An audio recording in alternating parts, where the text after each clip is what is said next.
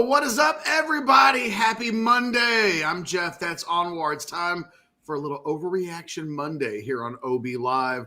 Like, comment, subscribe to the page. You know we love it when you do that. It does help the channel every time you do a little click. Shout out to the guys over at Rogue Shop. They've got the Advent calendars. I'm so pumped up about this. I told Richard last week. They're full of gummies and candies. And send my ass one as soon as humanly possible. I will literally every day for the rest of the year up until Christmas take the candy or the gummies or whatever from the Advent calendar live on the air every day. We'll just have fun. The bottom line is the holidays are around the corner. You can get your Advent calendars. You can get anything that you need for pain, anxiety, sleeplessness. You just need to pick me up. You need to focus. They've got products for everybody. They're Orange Bloods owned. They bleed orange. They celebrate when you celebrate, and they cry when you cry. Go check them out. They are proud partners of Orange Bloods, and we love them. So, Mr. Richardson, 12 days away from Texas and Texas A&M. I know Kentucky is this week. I get it. I do. 5 days away. But it was really hard for me coming out of the Arkansas game on Saturday not to immediately turn my head to the A&M game, because we really are, with all due respect to the Wildcats, we're one major challenge away from Texas playing for an SEC championship in year one. The stakes of that game are colossal, but the reality is the reality. If they can find a way to take care of business over 60 minutes, assuming they take care of an offensively inept Kentucky this weekend, you know, this season, no matter what we want to talk about it as, will go down as one of the more memorable regular seasons, I think, in the history of the school. So forgive me if I'm a little A&M focused and centric this morning. Forgiven. You know, Catch, I always say one thing. It's coaches and the players, they have to take it one game at a time. We do not, all right? I can look over anything I want to. Exactly. Like, we don't have to rat poison. There's no rat poison for us. I mean, there's no rat poison. It's not like all of a sudden when it's time for you to write your stories on Saturday and Sunday and do your 10 thoughts for the weekend, you can be like, man, I don't know what to write. I was so focused on A&M. This Kentucky thing's thrown me off. Like, I'm rat poison. No, you can talk about it because, Catch, to your point, as it's setting up, I mean, we're talking about a game, you know, that hadn't been played in ages, and now you're talking about it when this game is played. As long as Texas does what they need to do against Kentucky, and I think the majority of us believe that's going to happen. Now you're literally talking about a do or die game that not only gets you into the SEC championship, probably gets you into the playoffs. Like, all the stakes are high for a team. Catch, where was A&M ranked going into the season? You remember where they were from a preseason rankings, the SEC preseason rankings?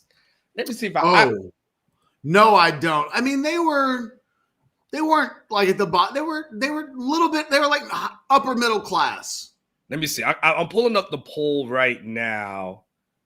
No, they were at, let me see, 1, 2. Why did I not put numbers on this? 1, 2, 3, 4, 5, 6, 7, 8, 9. They were ranked 9th. So middle of the pack. Oklahoma got more votes than A&M. That's so crazy. A&M has a better roster, and at this point, they look like they're better coached. Yeah. I mean, everybody was buying the Jackson Arnold. That was back in Jackson Arnold is the guy, Anwar. He's the next Baker Mayfield. Yeah. That was way back then. Did me tell you the preseason rankings, just so it's interesting? Georgia was first, followed by Texas. Alabama was third. Ole Miss was fourth. LSU was fifth. Missouri was sixth. Tennessee was seventh, Catch. Oklahoma was eighth. And A&M was 9, followed by Auburn at 10. Not terribly egregious. I think that not terribly. Tennessee gets slept on and LSU gets overrated by a smidge. But other than that, you know, you've got a jumble of teams at the top right now. So as long as the jumble is represented in that top 5 or 6, and it mostly is, yeah, they're probably right. Right now, you'd rank Texas at 1, Alabama at 2, probably Ole Miss at 3, and Georgia at 4. Although there will be people who will say, I don't care about the records. When Georgia's playing its best football, they're the best team in America. Can I give you my Monday? I don't know. It feels like a hot take, but and honestly, it might be the most important hot take of the year. Like, it needs to be said, but maybe it's not a hot take. I don't know. But I'm reading your column yesterday, and you know, one of the things that you wrote really hit home, which was it's a 9-1 team and they're 3rd in the country. And that should not be slept on. It's, you know, it's funny. We do analysis of the team, and we're constantly, the conversation is about how this team can reach its apex. It's always about trying to visualize this team to hitting a point. And this team hasn't done that yet. And the coaches and the players, I think, would be the first ones to admit that. But yet where they are, 9-1, number 3 in the country, when the playoff rankings come out later this week, tomorrow, they'll be number 2 again. And yet with the A&M game 12 games away, they haven't accomplished any goals. Not yet. And it's amazing because I think there are teams that we can point to that we can say they've got 1 foot into the college football playoff. Even if they were to lose, they would still be in. And I think there are teams with 2 losses that feel safer than Texas. The reality is the jeopardy in this A&M game is so significant that if Texas doesn't win it, even though this team is 3rd in the country through week 10 and is 9-1, there's so much jeopardy in that game that if they don't win it, the entire season might be a failure. And they could be 10-2 with, you know, I don't know. It's the what happens if they were to fall to 10-2 that's so murky right now that I think it's a little scary to talk about. If Texas were to lose to A&M jumps ahead of them in the priority list. What happens with Texas and Tennessee? I think that's what I'm not quite sure. At what point do you look at Tennessee's resume and say they've won against Alabama and Texas's best win is against Vanderbilt? Will that ever matter, or will the committee forever just do an eyeball test with Texas and say, we really like them, they don't fall out? But if you beat A&M, you really have had a very successful season. If you lose to A&M, there's a real chance that you didn't actually do any of the things that you said before the season you had to do in order for it to be a successful season. I just think it's as meaningful of a regular season game as Texas has played in 15 years to get to the last. Well, no, maybe not that long. Maybe just back to 2013. Months before you were hired at orangebloods.com, Texas played against Baylor, and at halftime, they're down 6-0. They're 30 minutes away from a conference championship, but also 30 minutes away from their coach losing his job. And that's what happened. They lose the game. Mac Brown loses a job. It begins the process really of what we've seen for the last decade plus. Going into that game, those kind of stakes exist. And it's why it's really hard for me to focus on Kentucky. I know Texas is going to win that game. I know no matter what performance they put in, A+, B+, C+, whatever, the attention will immediately turn to the Aggies. And if you win, it means everything, because I think it guarantees your spot into the playoff if you're the Longhorns, and you are playing for a Big 12 title. And if you lose, all of that could be in serious jeopardy. Catch, allow me to do something And I'm going to show you something. I'm going to put something on two things, maybe three things on the screen, not all at once. But I had this from my folder from the other week. The cautionary tale, because it's exactly what you're talking about, Catch. Let's go to when the original rankings came out, right, Catch? We saw Georgia sitting there at number 3. And you think to yourself, okay, they're comfortable. If for some reason Georgia loses, it's okay. Maybe they drop a couple of spots. And Catch, you and I both know, what did the committee do last week? They dropped Georgia to 12 after the loss against Ole Miss, right? So maybe Georgia climbs up a little bit this upcoming week, right? But we know because of the win against Tennessee, and it was a good win, so maybe they come up a little bit more. But the last thing I want to show, Catch, it's to your point, and this was going into this past weekend, right? The thing is that the danger is when you look at the teams that Texas has faced, they're going to be one of the only teams that doesn't have a win against a top 25, anyone in the AP top 25. That out of all the people that they're competing against. And so, Catch, what that means is you beat A&M, you silence everybody, right? You help it out with the committee. And I'm sorry, I took the prize, not the prize picks. I'll put it back up. Keep going. Back on. You silence everything. But if you lose, and now we start talking about stuff, the schedule, who has Texas beaten, all those kind of things start to come into play, and it will be used against Texas, especially if they lose against A&M. You know, it's just what it is. They'll be out. They won't make the SEC championship game. Those two teams will be in, and then they're going to be sitting there tied, Catch, with teams like Ole Miss. They're going to be able to say, these are our quality wins. Tennessee will be able to say, these are our quality wins, right? South Carolina can start saying that as well. I mean, South Carolina will have more conference losses, but as far as the committee is concerned, what they do with that team. So it does become, once you get past Kentucky, it is for everything. Like you basically have to win and get in. If not, Catch, you're talking about a doomsday scenario, which is you are ranked high throughout the season. You're ranked in the college football rankings, and you get to the final week, and if you lose, you might miss the SEC championship game. You might be out of the playoffs. Like those things. And again, I just showed you Georgia dropped after one loss 9 spots. So don't think it can't happen to you, right? It can definitely happen to you if the committee starts saying, yeah, but they didn't really beat anybody. I think they're going to be okay I think, it's tough. Because there's a part of me that wonders what the committee does with Indiana. That Indiana has the same problems that Texas has, but they're undefeated. Yeah.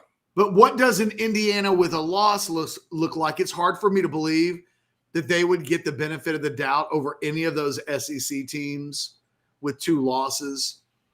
Tennessee, whatever you want to say about Tennessee, I thought they played Georgia really tough, even though that game actually ended up, I said Georgia would win by 2 scores, and they did, but the game didn't flow like I thought it would. I actually tipped my cap to Tennessee. They went into the Lions' den and played a desperate Georgia team, kind of off their feet for 3 quarters, and then Georgia separates late. But I thought it would be a more commanding and convincing victory than it was. But they've beaten Alabama.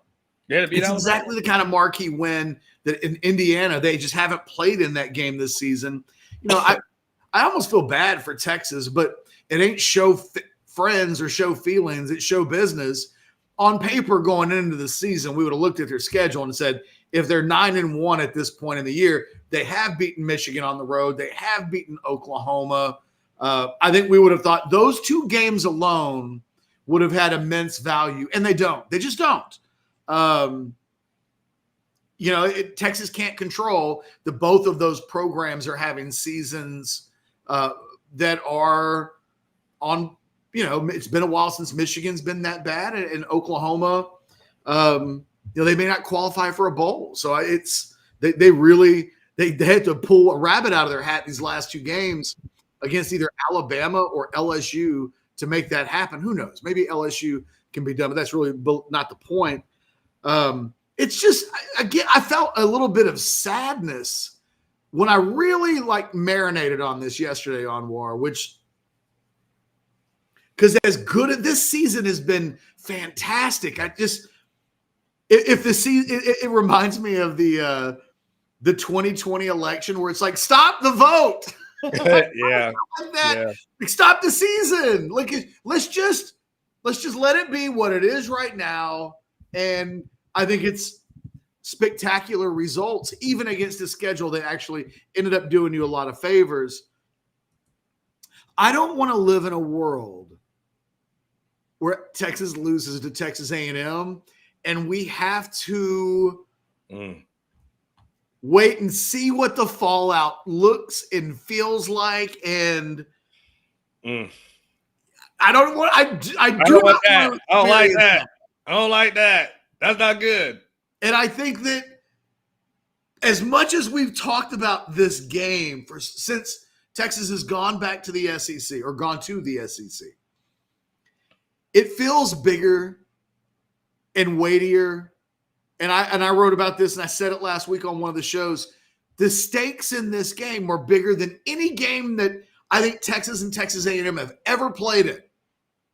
It was a top 5 matchup in 1975, whatever year that was. Oh, wow. But A&M beats Texas. And then the next week they had to play Arkansas for the de facto Southwest Conference Championship. So even the one time they were both top 5, it was the next game that proved to be the biggest game on the season for Texas A&M, that the loss knocked Texas out of the Southwest Conference Championship that year. And then A&M played Arkansas the next week and lost to Arkansas. So the A&M Texas game didn't mean anything. This game, I think, it obviously puts the team that wins in the SEC championship, and A&M has never done that. It shouldn't be lost that in Texas's first year, an A&M win over Texas would allow A&M to do the one thing that it hasn't done in the years that it's been. Missouri's done it. A&M is not.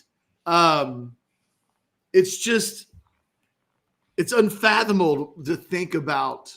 I can process the part where Texas wins and then what happens next. And then, honestly, we move the goalposts, because then if they beat A&M, then it becomes, well, are they or are they not going to win the SEC?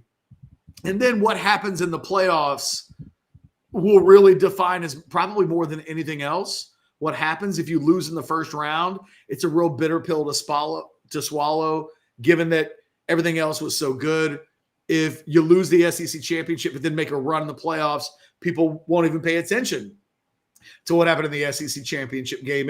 If you can make people forget about that, it's the losing part where maybe none of that happens, when we'll watch tomorrow to be like, oh, if the season holds today, they're the number 2 seed in the playoffs.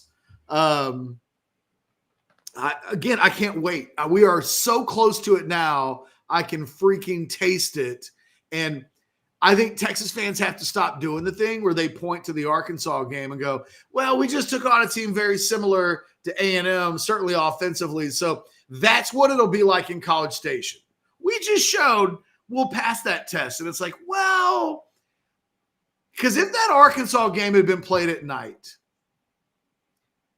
and the performance levels aren't much different than they were, that game could have been a little bit scarier. For me, there's just no doubt that everything about that game becomes more trepidatious if they'd played it at night instead of 11 a.m. And I think, although we don't know the times officially, I think we can all potentially set our watches to the A&M game will be at night, and night games in the SEC on the road are different than playing at 11 a.m. They just are. Speaking of though, Catch, out of curiosity,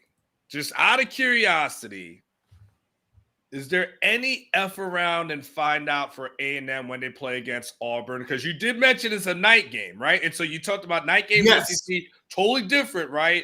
Is there any potential that there's A&M a lot of potential? It's not, is there any? There's a lot. Okay, all right, because I think, but it wouldn't change a lot because if Texas, the only thing that would potentially change is that for A&M, if they were to beat Texas, they wouldn't qualify for the SEC championship game, and it would knock them out of playoff consideration. It doesn't change the stakes for Texas. That if they lose, because at that point you'd have a jumble of teams with 2 losses, they would go down to strength of schedule at that point because head-to-head wouldn't completely apply. And based on what the numbers look like right now, Alabama and Georgia would have the edge in strength of conference of schedule, and Texas would be down the list. So yes, there is, and it would be just like A&M to stub their you-know-what. Yes. Against all, because look, I think I'd probably say A&M's a 2.5-point favorite. I kind of think of that game as a 60-40 game. So yeah, there's a lot of jeopardy. It could undercut A&M's positioning in that game. It won't change the stakes for Texas though, other than I suppose if they beat Auburn and then beat Texas, they position themselves ahead of Texas in the playoff. If you lose to Auburn on the road, then beating Texas means there's one it would honestly probably guarantee Texas a spot in the playoffs, because I think at that point you don't have to worry about A&M being one of the teams lodged in front of Texas in the pecking order. So yeah, no, if they did lose and then came back and won against Texas, now you've got everybody logjam with this 6-2 record. But A&M wouldn't get in because of the strength of schedule, and they wouldn't get into the playoff because they'd have 3 losses. Yeah. Okay. Sure. I was thinking more about conference championship game, but you're correct as far as that's concerned. It'd probably mean an Alabama-Georgia rematch at that point. But I think if Auburn were to beat A&M, again, it eliminates A&M as a factor in the playoff race. And I think the one thing that the saving grace for Texas is there's still a few weeks left in the season. And just like this week, we're going to watch teams ahead of – we're going to see upsets.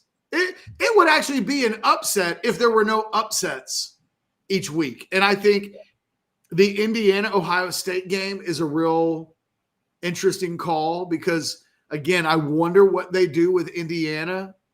Is there an SEC team with 2 losses that wouldn't rank ahead of an Indiana team with 1 loss, given that Indiana hasn't played anybody? Yeah. That happens this weekend. There are just going to be some upsets. We've got rivalry games coming up. The pressure gets to teams.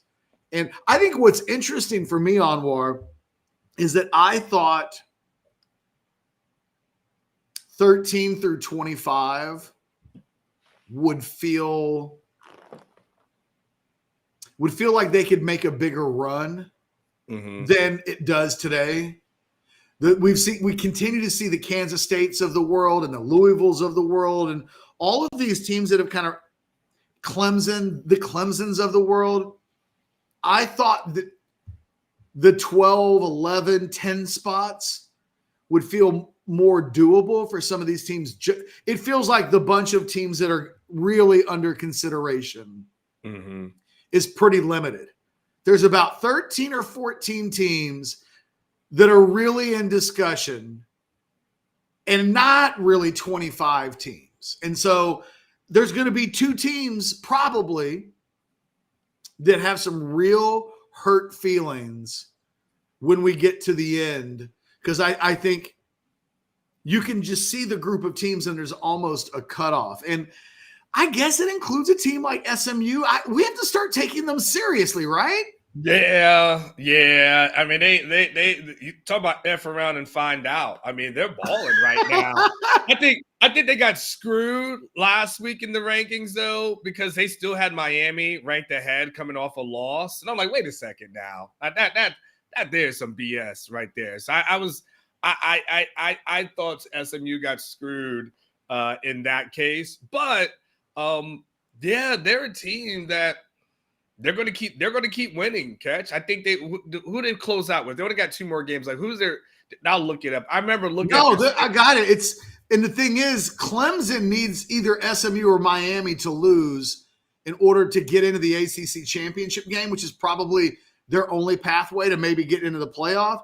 and SMU's got Virginia on the road on Saturday, and then they close the season with Cal at home.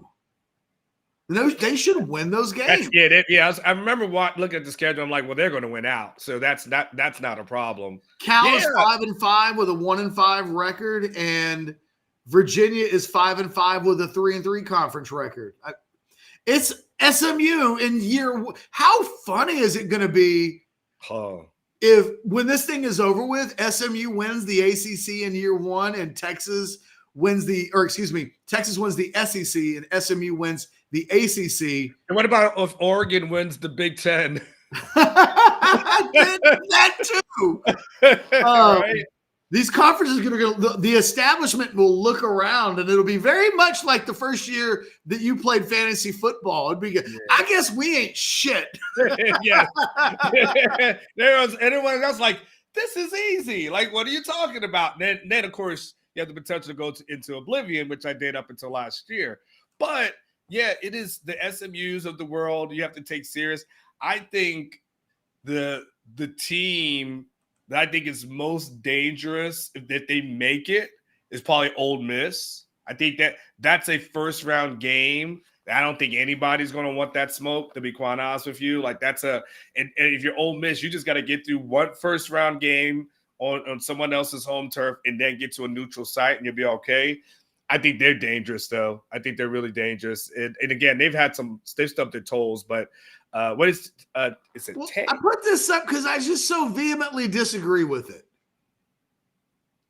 Because the Arkansas atmosphere got us somewhat ready for the atmosphere. Oh, God, no. No.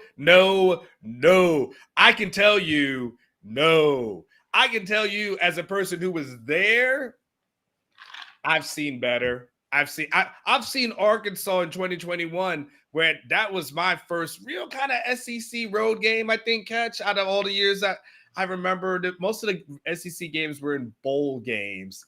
I feel like that was my first true SEC road game, and they blew it out the park there.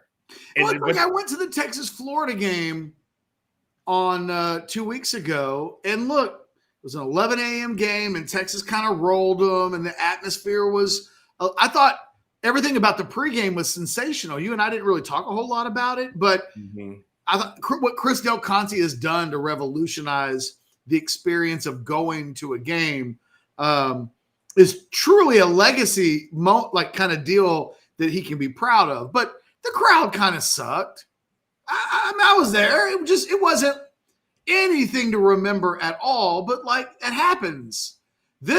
I'm telling you guys, the A&M game, the atmosphere will be it will be talked about for a long time. Does that mean that Texas doesn't win the game? No, Texas can win the game. And we may still say, my God, that place was ready to explode on opening kickoff. Arkansas, just so you know, like it's not going to be the same thing. It's just not. Did you see something? I saw a tweet. I'm trying to find it, that Texas A&M put like these massive speakers on the field. Yeah.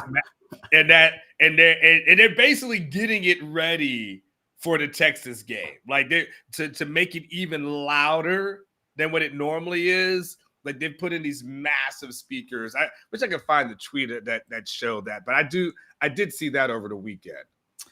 I've got a Quinn Ewers hot take that is something that nobody else is saying, and I don't think it's actually it might be a hot take. I think all of the Quinn detractors need to listen to what I'm going to say about Quinn, and I think it will add some much needed perspective about what Texas needs over the course of the next two games and the next 1, 2, 3, 4, however many there are once we get through the end of the season. So Anwar, I took all of the quarters, 20 quarters since he returned, which seems like a lot. It's crazy to think that he's played in 5 games since the injury. It feels like the injury was yesterday, and yet he's played roughly half the season since he came back from the oblique injury. I looked at his good quarters as a bunch, and I looked up his bad quarters as a bunch, and I threw all the numbers together. It's just, people will say the thing about the bad quarters is they weren't scoring touchdowns on those drives. There's not a quarter inside that performance where you're like, well, yeah, his numbers weren't good, but they scored 21. That's not what's happened. What we've seen in the games on War is that since he came back against Oklahoma, and it was true against Oklahoma, it was true against Georgia, it was true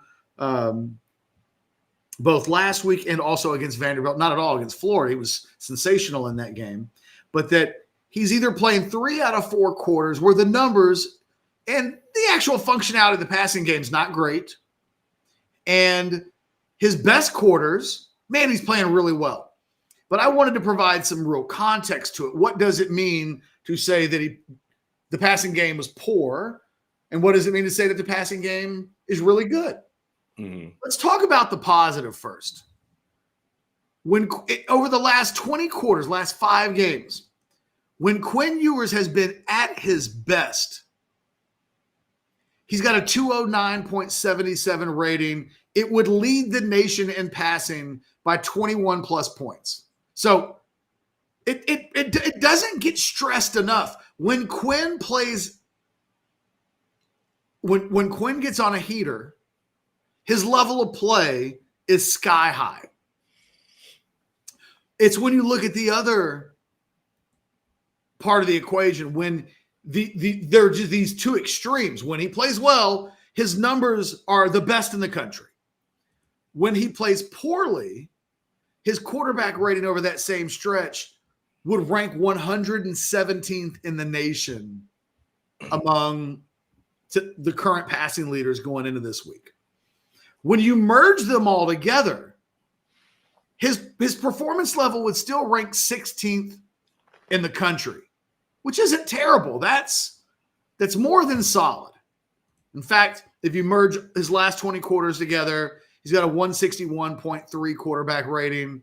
That would be a career high, and it would be one of the best seasons that any Texas quarterback has ever had. It speaks to how many great seasons Texas quarterbacks have had historically, but I think it also says it's not all that bad. So here's the point that I would make. Quinn's peaks are up there. His lows, he's just got real peaks and valleys. If his valleys could go from poor, like piss poor, to if that's all that happens the rest of the season, if the valleys can go from to Texas, I think, very likely wins the SEC and is a team in the playoffs that can win the whole thing. It doesn't require Quinn to be great in every quarter, to from all 60 minutes be Joe Burrow from 2019. He doesn't need that. He's got an exceptional defense. They are, as a team, really, really good. All Quinn has to do in these next few weeks is when there's a lull, when the passing game isn't quite hitting on all cylinders, don't be 117th in the country. Be 60th in the country. And then if the peaks remain what they've been, I think you're talking about a Texas football team that can do everything it wants to at that point. That, for me, the real issue is Texas has to stop doing this thing where, and it's happened in almost every game they played other than the Florida game since Quinn came back. They got to stop doing this thing where for half the game, 30-minute stretches at a time or more, they're not scoring touchdowns. They're just, and it happened on Saturday. You take the second and the third quarter, Texas scored 6 points in the belly of that game. And if they just scored one more touchdown, or Quinn had just had one more good play that led them getting into the end zone, that game isn't anything that they're sweating in the fourth quarter. So it's so subtle. I know people are overreacting and that quarterback changes need to be made, and there's this kind of anti-Quinn thing going on. But when you look at the numbers, I think his performance levels just need to be tweaked a little bit. He doesn't have to climb Mount Everest. He just has to walk over some hills in the hill country. Just like, I just don't feel like we're asking for a lot at this point. And because it's not a huge ask, it feels like something that could be really easily done. And I think they're this close, Onward. They're this close, but it does need to happen. You know what I would say, and the numbers are very interesting, but you know what I would say? Quinn just basically needs to be the bus driver on this team, and he doesn't have to do anything, I think, spectacular, because I think this defense is just that good. And I harken back to, even though times have changed, but it's a good, NFL reference for me, the Trent Dilfer days, where it's just like, okay, if you got a defense that's that good, you don't have to go out there and be spectacular. Like, Quinn doesn't have to go out and have a 5-touchdown game to win, because defense is just that good. All he's got to do is be what Sark would call, a game manager. He doesn't like to use that term. But essentially, if he's a game manager, minimizes the mistakes, that's honestly enough for Texas to get through. And they don't need much more than that, because that's essentially what it's been throughout the season. And that's what's gotten them this far. I don't know if there's going to be something that's a major thing. Now, of course, you got to get to Georgia, and a team like that, yes, you're going to need a little bit more out of him. But everybody else who's left right now, I think Sark feels like he's got the formula. Like, there's no quarterback change, so that's a silly conversation to have. But the offense, that what we saw Saturday against Arkansas, that's not good enough.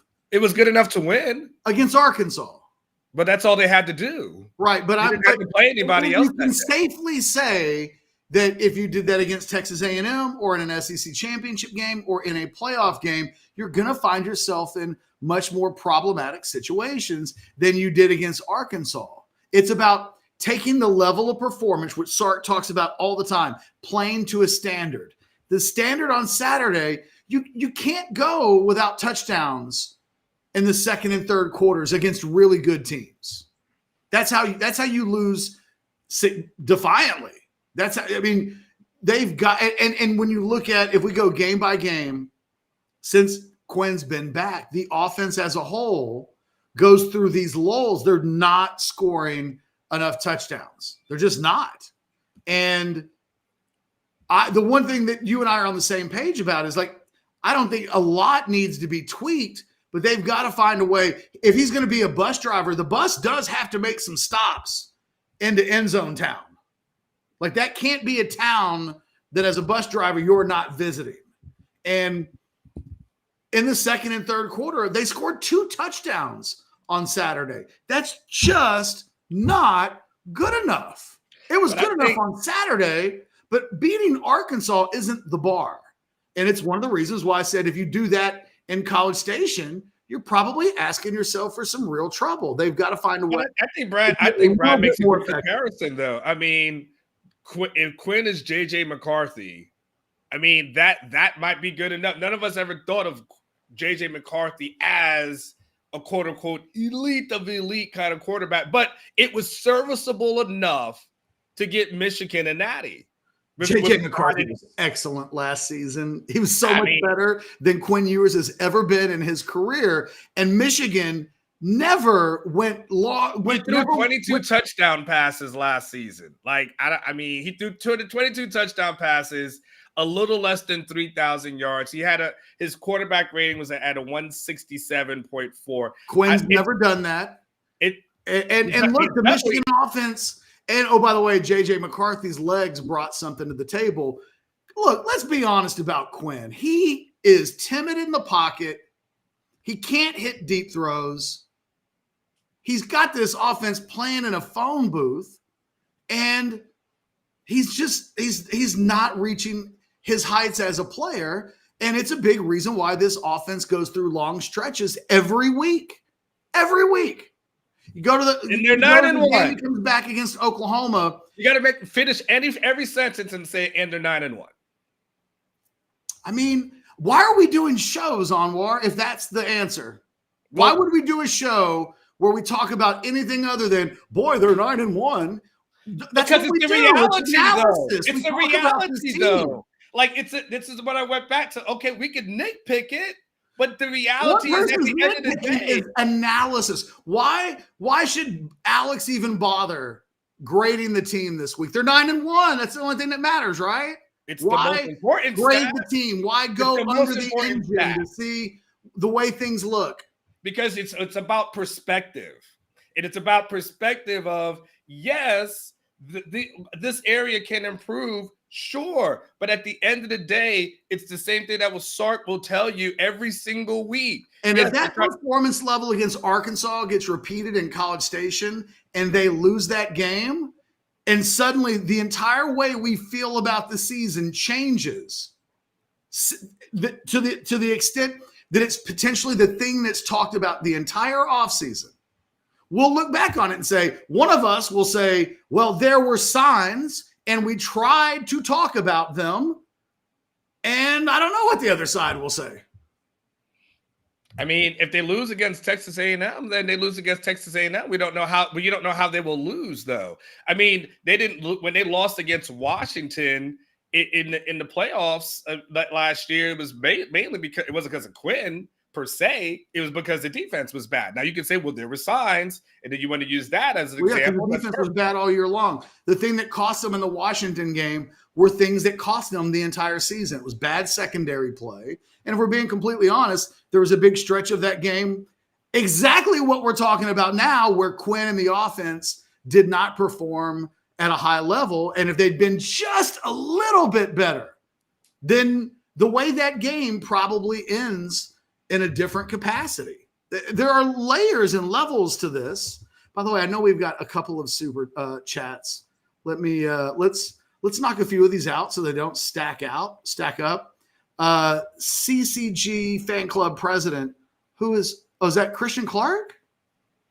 Maybe. CC6? I think maybe. so. What? For $5. I thought you were the fan club president of him. So how did you lose? How did you lose out? I don't know. I think this guy is trying to impersonate me. Yeah. If Quinn Ewers would navigate the pocket slightly better, like we've seen him do before, he would have less sacks and the fan base would be happier with him. That's probably true. I would not fight that could be better. Absolutely. What do you even think that's about? I mean, pressure bust a pipe, man. I mean, when you got people who are barreling down on you, it's different. Again, he cowered over though and braced for a sack on Saturday, and I know it pissed Kelvin Banks off because Banks's guy ends up coming off of Banks. Banks is like, I'm protecting what's behind me. And Ewers didn't see anything open. It was just like he kind of gave up on the play instead of taking off and running. I don't know. I don't know that any of us could pinpoint it. It's just strange sometimes to watch the timidness. Paul says for $9.99. Thank you, Paul. On War, in 10 games, Texas has more opening drive interceptions than touchdowns. I did not know that. Can you ask Sark why the struggle? Wait, how many? They have, 2 interceptions? That I remember him having 2 interceptions. How many other interceptions have they had on opening drives? He's saying there's 3. Oh, okay. Paul, I'm sorry. Okay. Paul, what are the 3 out of curiosity? Remind me. Yeah. Can you ask Sark why the struggles on opening drives? It feels like points on the opening drive against A&M will be important. Paul, I'm going to answer this for Anwar, or at least I'm going to give you a standard Anwar response, which is it's not a bad question, but Anwar only gets 1 question, probably. So is that the best question that Anwar can ask today?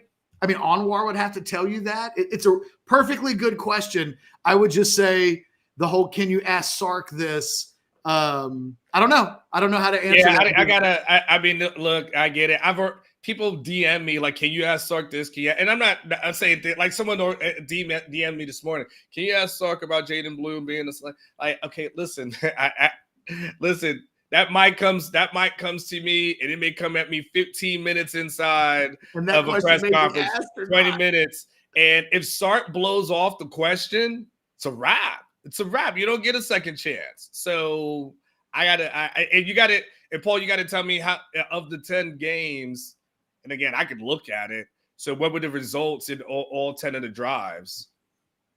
James sends for $4.99 from Nash on Twitter. Percentage of games over 80 QBR, Colt 41.5, Ewers 40.0.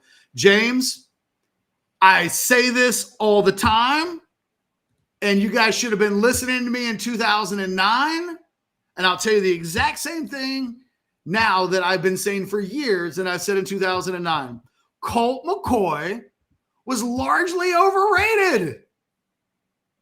Largely. I saw Nash on Twitter yesterday talking about, there were games in 2009 where Colt wasn't very good. I know. Onward, you have no idea in 2009 how pissed people were at me because I was like, man, Colt hasn't played well against the good teams at all. At all. He was awful against Oklahoma. He was awful, well, not like awful against Texas Tech, but he wasn't good. He was awful against Nebraska in the Big 12 championship game. This notion that he ends up being the runner-up for the Heisman, he wasn't even the second or third best player on his own team that year. So feels like some people are waking up to the idea that maybe Colt McCoy had an amazing 5 or 6 week stretch in 2008. Amazing. Probably as good a football as anybody has ever played at Texas, certainly in the passing game. But everything around that was complicated. And Colt played a lot of games, yes. And it does not surprise me that 3 out of 5 were not played at significantly high levels. That's not who Colt was, and it's not who Quinn is. So there you go. Well, take that, Nash. But it's like, it's not it's I'm joking. That stat should, I think for a lot of people, that stat would be like, oh my God, he's exactly like Colt McCoy. And I would go, you're right, guys. And it's time you guys wake up to the reality of what Colt McCoy's kind of the entirety of his career was. It wasn't all that stretch in 2008. South End Zone Queen, $1.99. Who's a better quarterback, Stetson Bennett or Quinn? I mean, right now, college quarterback, you'd have to say Stetson Bennett. I mean, he ended up accomplishing more, right? So, I mean, he's got money in the bank. He doesn't have to do anything ever again. We just look at his career and go, did he win a championship? Yes. Okay. I think he won 2 of them. I mean, you know what I'm saying? Like, he won back-to-back national championships. So, when you do that, and he was, I'm looking it up here, in a national championship game, offensive MVP in 2022 and 2023. Yeah, I mean, I would say that. This is the most absurd fucking thing anybody has ever said on planet Earth. Wow. Planet Earth's been around for a long time. This is the most absurd thing anyone has ever said. Damn, Sandman. Because I'm going to tell you right now, Sandman, Texas doesn't lose in Lubbock in 2008 if Vince Young's the quarterback. They win that game by 30 points. So, anyway, I'm dumbfounded by that. One more chance for $10. Thank you. One more chance. 9-1 feels different with the D carrying the load. Coming into the season, we would have thought the offense was rolling and carrying the D at 9-1. Good thing is the D will always have us in a game. Can't tell you that there's the childish part of me that just laughed every time you said D. Onward. I'm just saying I said childish. I did preference it by saying childish because if you read it that way, it's really a funny thing if you read it that way. I'm just saying. Hey, one more chance. I'll probably talk about this a little bit more in House Divided later on today. I'm looking at the clock. The show won't go on forever today. I don't know how much more time we have to get into a ton of topics. The defensive backs are playing at a level, and I posted this in my column last night. I tweeted it out last night. They're performing this season at basically the exact same levels that the greatest modern-day secondaries in school history have performed at. You go back and look at 2001, 2005, 2009. Those were legitimately badass secondaries, super talented, whose numbers were just amazing. And that's what this secondary has done this season. Onward, as far as I can tell, no modern, and I say modern, people will want to bring up like the 1983 secondary. And it's like, well, no, I get it. Really talented. They didn't play quarterbacks that could throw the ball. That's not what they did in college football in 1983. I'm talking about eventually the passing game becomes the passing game. And in the modern era, teams throw it all over the place, and they have good quarterbacks that do it. The best interception to touchdown ratio that I've seen at Texas is 2.5 interceptions for every touchdown that the Texas pass defense would give up.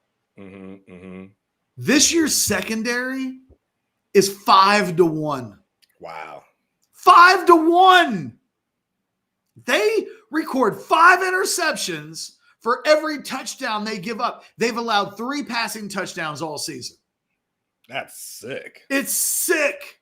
That's sick. And I don't think that group gets enough love. Every guy in it, it's like Johnny Barron's getting a lot of love, and I think a lot of people have come around to the fact that he's a very deserving Thorpe. He's to me, he should be the favorite to win the Thorpe, but Travis Hunter, who's also having a really good season at corner, not as good as Johnny Barron, but I wonder if they'll give it to him because of the defensive package. It's the thing. I think unless they just decide that he's going to somehow they're like, he's probably going to win the Heisman. So maybe we don't do that, but it doesn't always work that way, but that's the only path. Yeah, they could also, the voters could say to themselves, we've never had a Thorpe Award winner who was, I don't know. I guess Woodson may have won the Thorpe. I'd have to go back and see back in the day. Sure.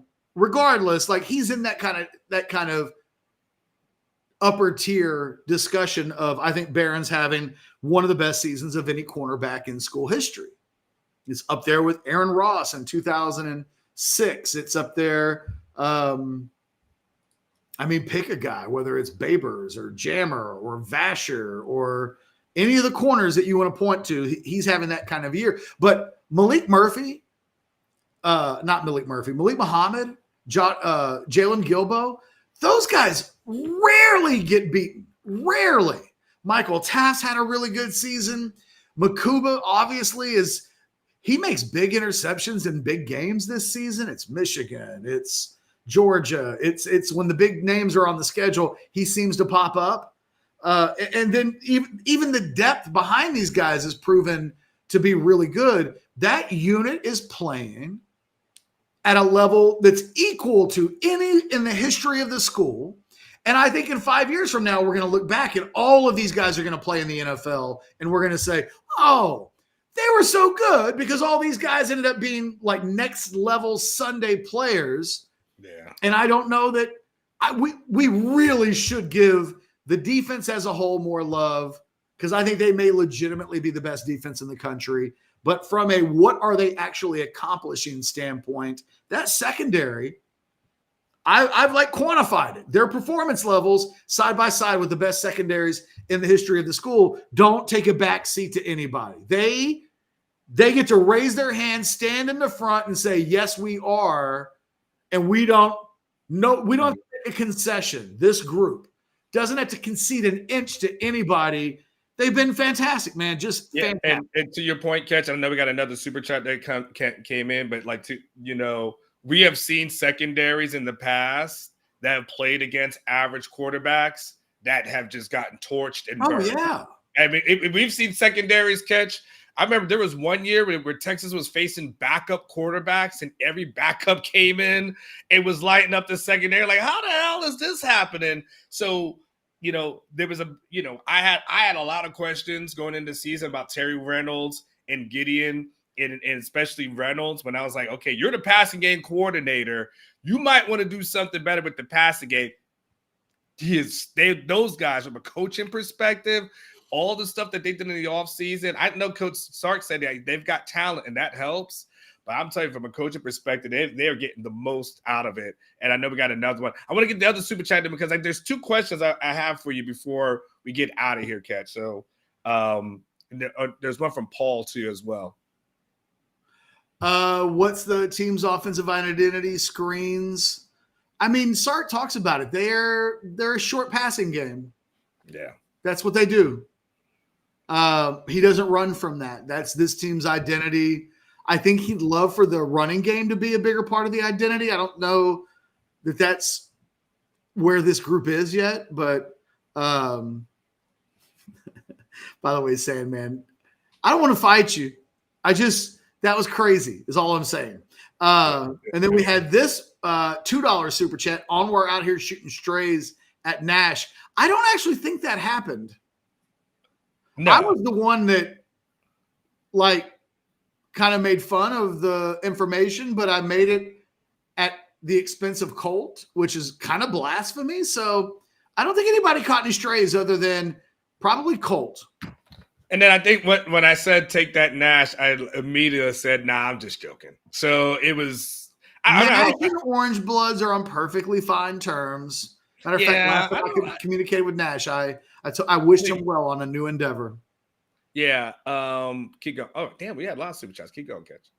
South End Zone Queen. Quinn will face a 3-high safety for the rest of the year. It's the kryptonite. Sark will have to scheme his brains out to win out. To win a championship, yes. But I also hate – the thing is, South End Zone Queen, for me, this 3-high safety thing, when it was brought up last year, that Sark's offense has struggled against this type of defense. We'd always talk about who on the schedule does what Iowa State does and Oklahoma State and Kansas State. The 3-high safety, Sark will show up every day. By the way, I will not accept that another team takes away an important piece of your offense and that you just can't do anything about it. Ever? Because the best coaches figure it out. They just do. I've never heard of an NFL coach that goes, well, we just don't even try to throw the ball deep because teams know that the Miami Dolphins are throwing it deep, and then they still find ways to throw it to Tyreek Hill and Jalen Waddle. It irks me a little bit when this conversation comes up. The thing that Texas that needs to do more of, which Quinn was great at last year, it was the single best part of his game. Throwing those deep intermediate, the 11 to 22 yard, not go routes, not just heaving it as far as you can. This offense would be so much better if Quinn was performing from left, center, and right from that intermediate area as well as he did a year ago. We wouldn't have any of these conversations. He was borderline elite at throwing the deep intermediate ball a year ago. And this year, they've completely given up on it. They don't do it very much at all. And his performance numbers are just way down. If they did, that's precisely the area of the field that opens up when teams play a 3-high safety and they're trying to cut off the deep balls. It's what's directly in front of those safeties. They've moved back. Think about your front 6, your front 7, and where they line up. Think about those bailing safeties. Think about the area that's open, in theory, behind the linebackers, in front of the safeties. A year ago, Quinn murdered that. This year, he's just not been good at it. And if I had a question today, if I got my ass out of the Woodlands, drove to Austin, showed up at a press conference, and had one question for Sark, I think I would ask, a year ago, Quinn was sensational on these deep intermediate balls. He feasted. This year, much less so. What's happened? What are teams doing, or what's happening that's made the critical part of the offense completely disappear? And that's this passing game that hits the second levels of opposing defenses. That would be the question that I would ask. He may completely ignore me if it were to be asked, but it's been in my brain for weeks. All right. We got several more super Well, chats. who am I missing? I see Barb's has jumped in for $10. I came into the show late, and the first thing I see is the D is carrying. Okay. The defense is hard to handle. Okay.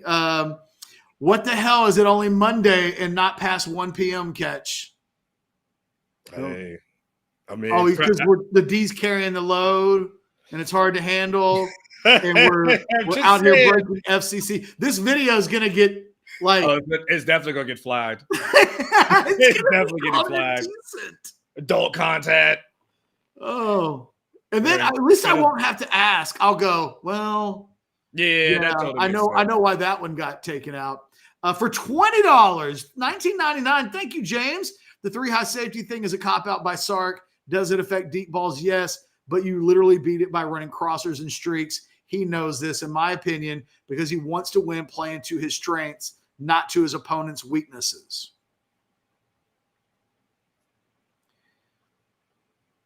But, James, this was a strength a year ago. So I don't think it's not. Why is it not a strength this year? That's the question. Because a year ago, they did this exact thing, and Quinn was great at it. Great at it. His numbers were all America level. You know, he's never thrown the deep ball all that well, but I would contend that everything short of deep is where I have always thought he's exceptional, and it's just not exceptional. I don't know.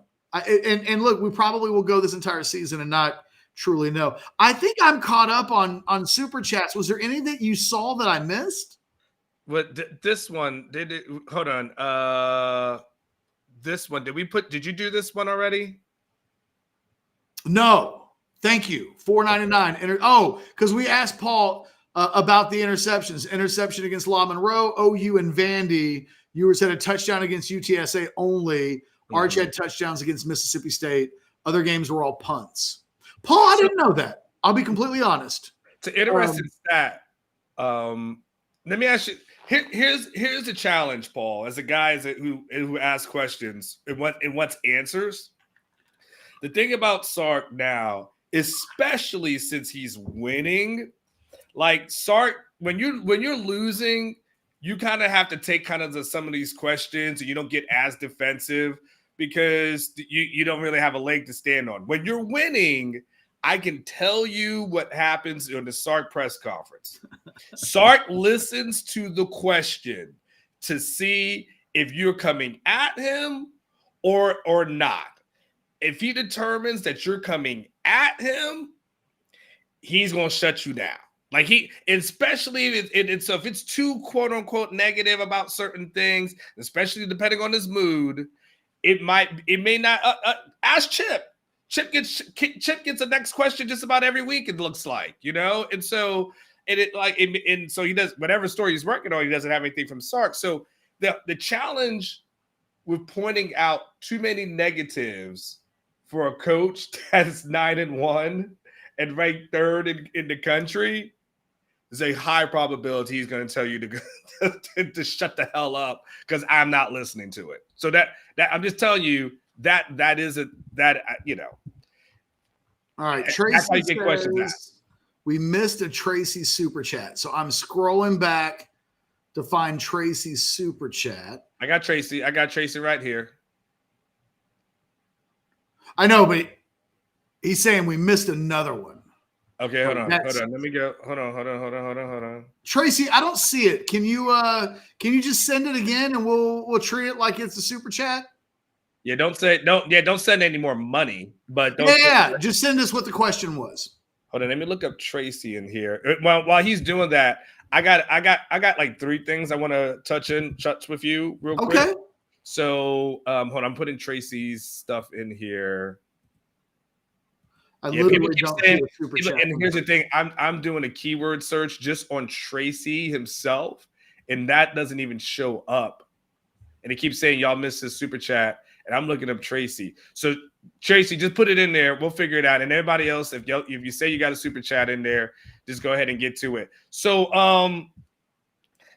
can you repeat for people, Catch, today what you said last week? I got 3 things, all right? So just the first one about what Jonte Cook posts on social media, because I feel like people need a reminder that they just need to let Jonte be and just stop worrying about the things that he's posting and just let it go. Yeah, I mean, guys, don't. I mean, it's real simple. Stay out of these kids' social media accounts and their mentions. And, there's just ick. It's icky. It's icky. Because at some point you got to let these guys go. And Jonte's a perfect example of that. He's no longer a University of Texas player, but he's like a kid still. He's probably got hurt feelings. He's going to occasionally lash out because that's what young people do. You got to let him do that. You just got to give him a little bit of grace, and you have to stop. It's unhealthy. It's unhealthy to be sleuthing in the comment sections of these kids. And if someone posted on social media and says, "Look at what he said about Anthony Hill," he's in the bitterness stage of a breakup. You just know you have to give him the same grace that you'd give your friend Joe, who just got dumped by a girlfriend that he's been with for a few years. He's walking around saying, "Oh, she's a cheater. She's no good." And you're like, okay, well, she's a Rhodes Scholar. And she's now dating Brad Pitt. She's got options. Can you blame her? You don't say that. You just let Joe be angry and bitter, and you give him some slack. It's funny. It's funny, Catch, when people go through their breakups and then all of a sudden they start doing these empowerment quotes on their social media. And it's you can never let anybody keep you down. You got to keep on stepping, right? And it'll be 15 straight as they, they're just talking themselves through it, right? And it's just your friends when they go through their breakup and all they do is post about, don't ever let somebody not appreciate you. Appreciate your all that, that's all it is. All right. Tracy had this was the super chat. Okay. What are your concerns about the leading receiver in yards and receptions being your tight end? I don't really have any. I mean, if the tight end's really good, then right on. And I think we know that Isaiah Bond would probably be that guy, but he was banged up a little bit. And I hadn't really thought about it, Tracy. It's not a big deal for me. Yeah, no, Gunnar Helm's really good. Gunnar Helm's going to get drafted. It's kind of, we didn't really think about it too much when that, it's not as good, but maybe you remember that Georgia tight end from the other year before he got hurt, how good he was. So he's pretty good. So I wouldn't worry about all these things. And if this team's losing, you probably start worrying a little bit more. At the end of the day, like I said, it's kind of, I used that A-team reference previously. And that's kind of where it is. Jose came in for super chat here because I got 2 more questions for you. Jose says, Jonte put a chess piece and gave me Trader vibes. I mean, look, he's not going to have anything to say nice about Texas for a while. Yeah. You just have to know that. He's unhappy about the way things went down. It is what it is. I honestly don't know what to say other than you're asking for disappointment if you're going to look in those areas and expect something different. Okay, second question I have for you. This is non-UT related, right? I'm fascinated from a historical standpoint.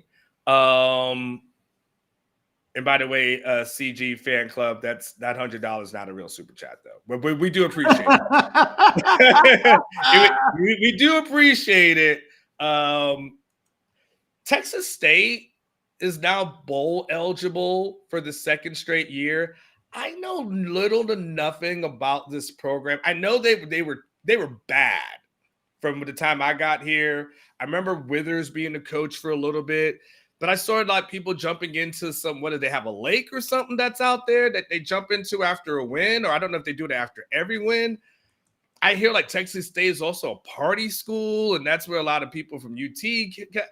What do I need to know about Texas State? I just am fast. All I know is if for some godforsaken reason I'm taking 935, and which means I hate my life, and I'm going in that direction, I know there's signs about Texas State. I know nothing else about the what are they, the Bobcats? Yes. What do I need to know about this program? I'm just curious in generalities. I don't think you need to know. What you need to know about the school is that, you know, if you don't quite have the grades to go to Texas, but you still want to live in Austin or be in the Austin area, oftentimes you go to Texas State. It's like, it's not really on the level of Texas at all, but it's not community college either. It's on the river. Mm-hmm. There are smoke shows everywhere. Texas State is mostly known. They have lots of beautiful women, and in the springtime, they all will at times hop into two pieces and lay out in the sun all over the place. Mm-hmm. That's what I would tell you to know. Okay. All right. So, and everyone says it is a party school. Oh yeah, no, it's a good time. Look, I'll just say this: when I worked in television, a couple times a year, we'd go down to Southwest Texas at the time. You know, their basketball team or the football team or whatever. You do a local story on them. Every time you'd pull into the campus and you just think to yourself, holy crap. Really? This is like a little slice of heaven. Okay. So that's going down in San Marcos like that. Yes. Okay. Yes. Okay. All right. Perfect. So that was my second question. I've been dying to know that. Okay. Third, last one. I did not watch Tyson. You did. Can you just give me a brief recap? Everybody says it was a horrible train wreck. What did you think? I mean, it was a horrible train wreck. Look, I thought they both carried each other. 2-minute rounds. Mm-hmm. Tyson couldn't move. Like he was plotting in the ring. I think in the end, for a one fight spectacle, I mean, they'll both make so much money. I think this really hurts Jake Paul because he didn't knock out Tyson. He didn't threaten Tyson. It really looked like in the final round, he just wasn't throwing punches because he didn't want to hurt Tyson. So in the end, it was one step above professional wrestling, really, is what it was. And did anybody land any significant punches in the fight? No, there was no. The ones Tyson hit him with a left, and I swear, if you look at the replays, it looks like Paul communicated to him, "Yo, no." It's gonna be like that. I'm gonna hit you back, and they just, they stood in 2-minute rounds. There was mostly very little action. The crowd inside the stadium booed a lot because there wasn't a lot of activity. It looked like two guys that none of us should ever spend any time watching fight, but it makes sense because Mike Tyson is 58 years old and he shouldn't be fighting. Because it'd show the training videos. And it'll be like a 3-second clip, and it's like, damn, Iron Mike looks fantastic. He didn't even try that? In reality, he looked You ever been to like a high school football game where like a fat kid goes onto the field and they'll get in a stance and then the ball gets snapped and they just kind of slowly stand up and they're trying to move, but there's only so much movement that can come in that package. That's what I felt about Tyson. I was like, I want from him what he's incapable of doing. And it's, you know what I actually came away thinking? I became way more impressed with what George Foreman did against Michael Moore, watching Mike Tyson fight Jake Paul. Yeah, how old was Foreman when he came back and won that? It's like, was he close to 50 at that time? He was close to 50. Yeah. And maybe there's a decade difference between the two, but I came away thinking to myself, I always kind of shaded that Foreman performed. I always thought that was more about Michael Moore and what he wasn't than it was about what George Foreman did. And I came away from that thinking, well, shit, man, Foreman like got in there and boxed. Yeah. He didn't just stand. So it was not good. It was not good. 45. He was 45, it looks like. He was 45 and looked like 58, whereas Tyson's 58 and looks like he's 45. And I'm just telling you, I came away from an old person boxing perspective of giving George Foreman a little more credit. Because, oh, by the way, he was fighting a world champion, and Tyson's just fighting some guy who's not really a professional boxer. He's a carnival act. So he last thing, he called out Conor McGregor after the fight. I mean, well, the thing is, like, Conor McGregor's not a boxer either. Well, I'm just saying, like, this, if they're going to do carnival acts, I mean, like, well, Conor's down for a carnival act and to get paid. Conor will do anything to make a bunch of money. I would say you are. I told someone last week, I'm a sucker, but I'm not an all-day sucker. If you were to spend money on those two guys fighting, you're an all-day sucker. I wouldn't have spent $5 to watch the fight on Friday night. I didn't care that much, but I have a Netflix subscription. My wife was asking me about it. I watched it, but I hate watched it. I felt so bad about myself. I was like, there got to be a point. Let me tell you exactly what it was. It reminded me of when I used to watch Jerry Springer back in the day.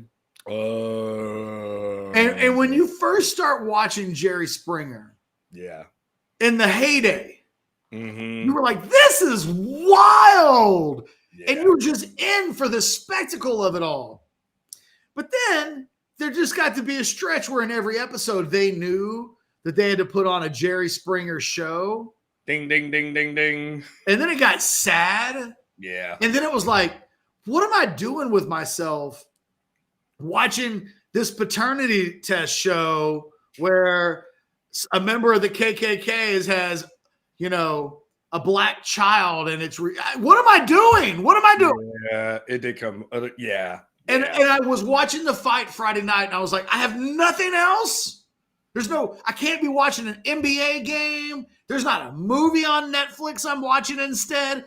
Even though it was kind of free, I'm still watching this, and I really questioned some life choices on Friday night because of it. I did not feel good about it at all. It was like going to a cockfight, and then it's like, oh, one of these roosters is going to die?